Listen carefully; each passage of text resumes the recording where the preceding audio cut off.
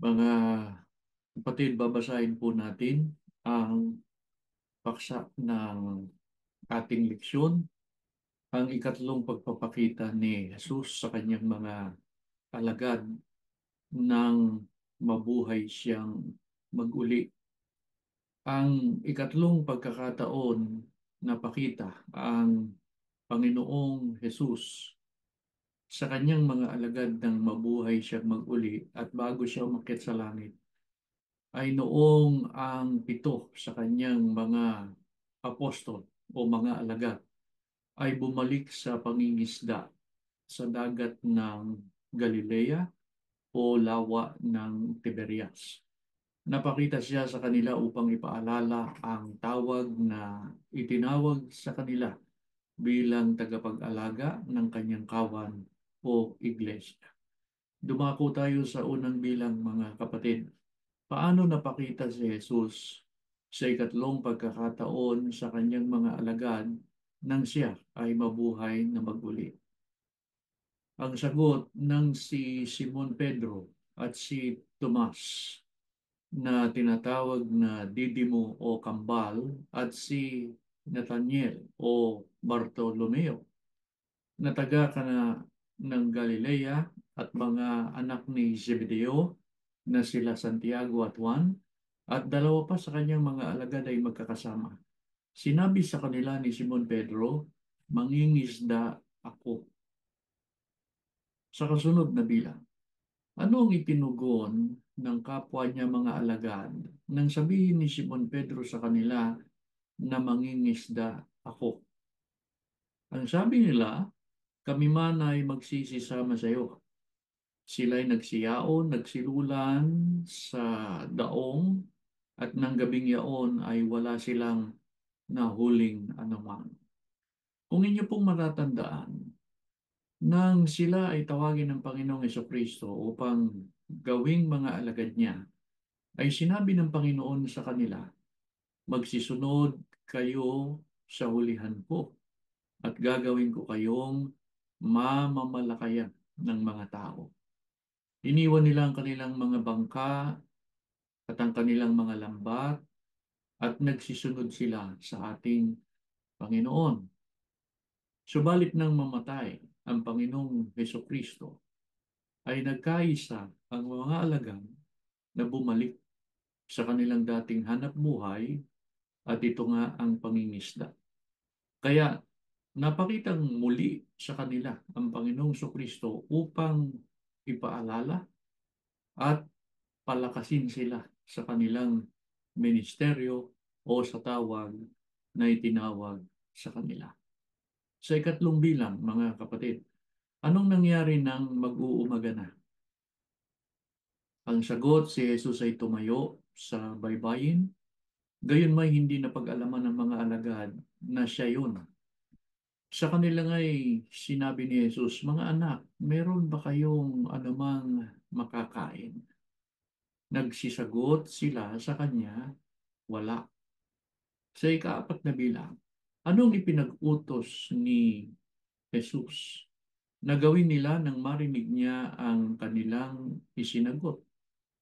Ang sabi ng Panginoon, "Ihulog ninyo ang lambat sa dakong kanan ng daong at makakasumpong kayo." Inihulog nga nila at hindi na nila mahila dahil sa karamihan ng mga isda.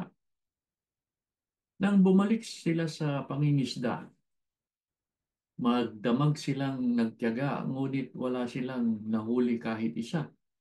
Subalit nang gumawang muli ng himala ang Panginoong Kristo sa paningin nila, napakarami nilang nahuli. Sa ikalimang bilang, nang mangyari ang mahimalang pagkahuli nila ng maraming mga isda, ano ang sinabi ni Juan, ang alagad na minamahal ni Jesus, kay Simon Pedro?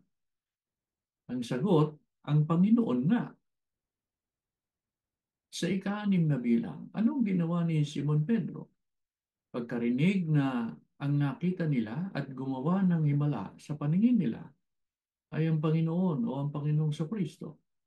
Ang sagot, nagbigkis siya ng kanyang tunika o panlabas na kasuotan at tumalon sa dagat.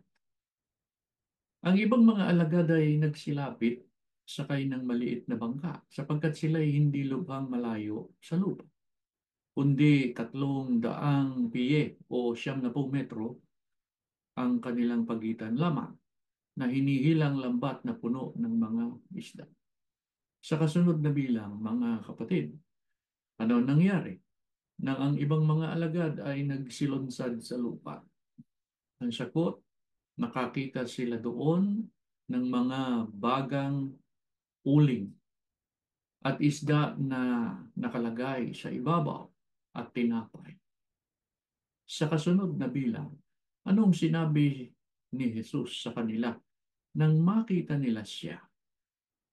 Ang sagot, magdala kayo rito ng mga isdang inyong nangahuli ngayon.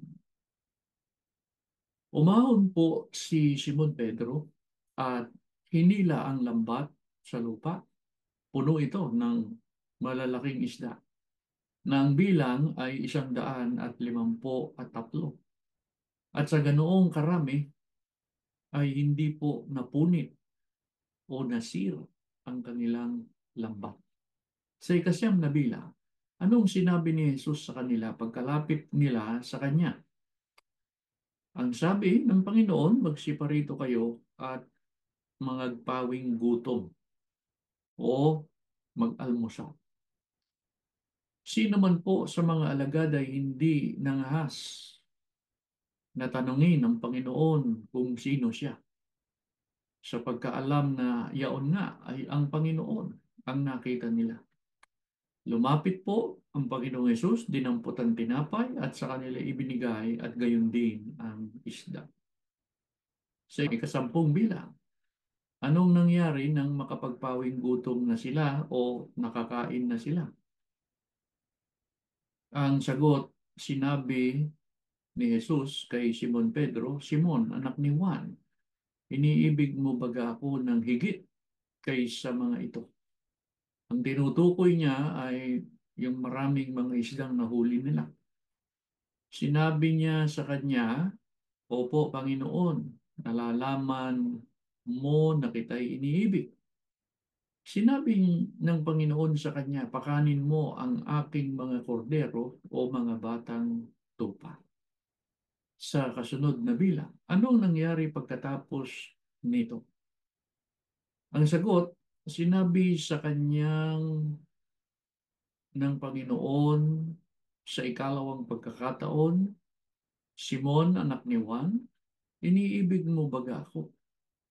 Sinabi niya sa kanya, Opo, Panginoon, nalalaman mo na kita'y iniibig. Sinabi niya sa kanya, alagaan mo ang aking mga tupa. Sa mga kapatid, pangalawang beses na yan na tinanong ng Panginoong Hesus si Simon Pedro kung siya ay iniibig niya.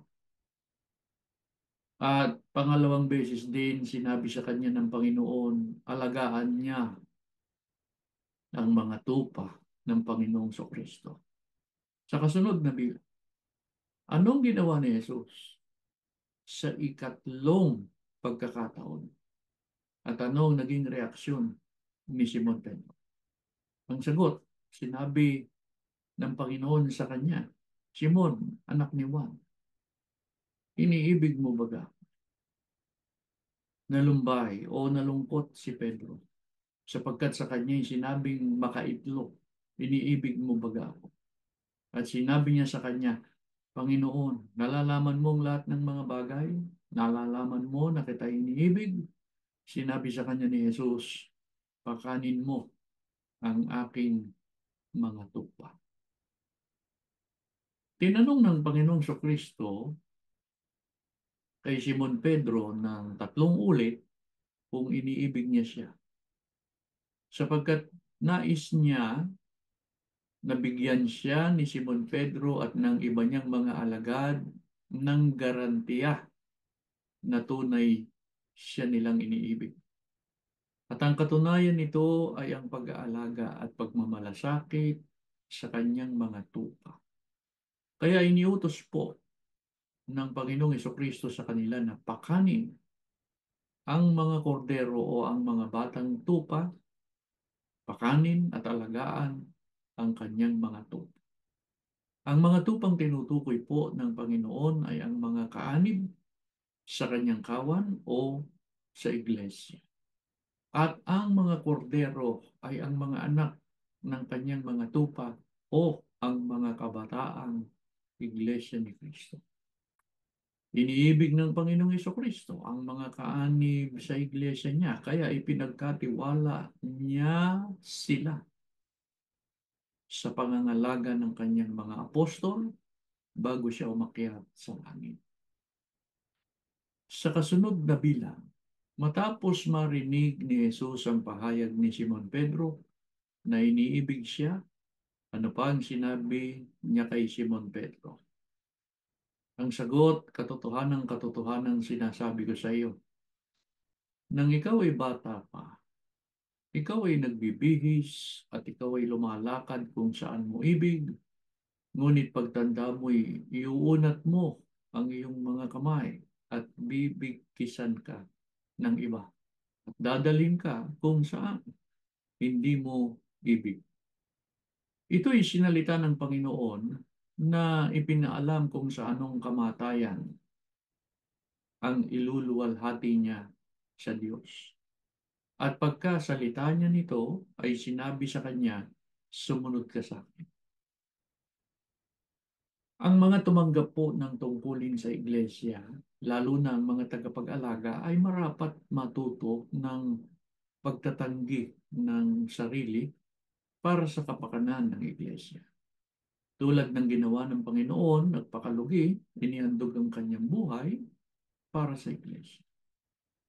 At ayon po sa tala ng kasaysayan, si Apostol Pedro man ay namatay sa pamamagitan ng pagpapapako sa kanya sa krus. Sa kasunod na bilang, nang lumingon si Simon Pedro, sino ang nakita niya at ano ang itinanong niya kay Jesus? Ang sagot, nakita niya si Juan. At sinabi niya kay Jesus, Panginoon, paano naman po siya? Sa kasunod na bilang, anong itinugon ni Jesus kay Simon Pedro? Kung ibig kong siya'y manatili hanggang sa ako'y pumarito, ay ano nga sa iyo? Sumunod ka sa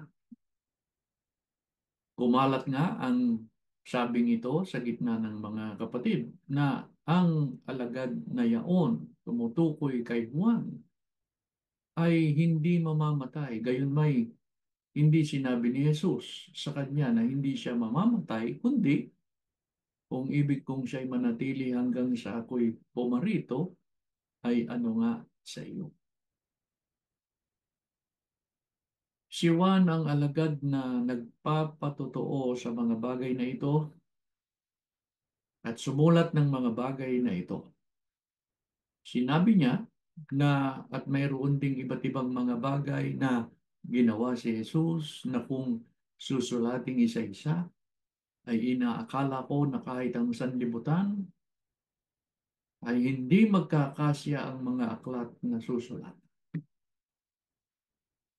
Kung gayon, mga kapatid, hindi ang lahat ng ginawa ng Panginoong Kristo ay nasulat sa banal na kasulatan o sa Biblia. Subalit hindi nangangahulugan na kulang ang nakasulat sa Biblia. Sapat ang nakasulat upang matutunan ng tao ang daan sa ikapagtatabo ng buhay na walang hanggan at ng kaligtasan. Ano ang katunayan nito? Sa kasunod na bilang, mga kapatid, gaano kahalaga na sampalatayanan ang mga salita na ipinasulat sa banal na kasulatan o Biblia? Ang sagot, ginawa rin nga ni Jesus ang iba't ibang maraming mga tanda sa harap ng kanyang mga alagad na hindi nangasulat sa aklat na ito. Ngunit ang mga ito ay nangasulat upang kayo'y magsisampalataya na si Jesus ay ang Kristo, ang anak ng Diyos, at sa inyong pagsampalataya magkaroon kayo ng buhay sa kanyang pangalan. Mga mahal na kapatid, na pag-aralan natin sa leksyong ito na napakitang ang Panginoong Kristo sa mga alagad niya sa ikatlong pagkakataon dahil bumalik sila sa pangingisda. Iniwan nila yung tawag sa kanila. Ipinagunita ng Panginoon sa kanila ang kanilang ministeryo o tungkulin kaloob sa kanila upang pangalagaan ang kawan o ang iglesia. Pagkatapos po niyang matiyak na mamamalagi ang pag-ibig ni Simon Pedro at ng iba pang mga alagad niya sa kanya at nakahanda silang sumunod sa kanya, ay pinapanumbalik niya sila at pinatibay sila sa kanilang ministeryo o sa kanilang tungkulin. Pinakaiibig ng Panginoong Kristo ang Iglesia kaya ipinagtagubilin niya sa mga alagad niya, sa mga apostol niya, ang pangangalaga sa Iglesia bago siya umakyat sa langit. Mga kapatid, pag-aaralan natin sa susunod nating pagsamba ang ukol sa pag-akyat ng Panginoong Kristo sa langit.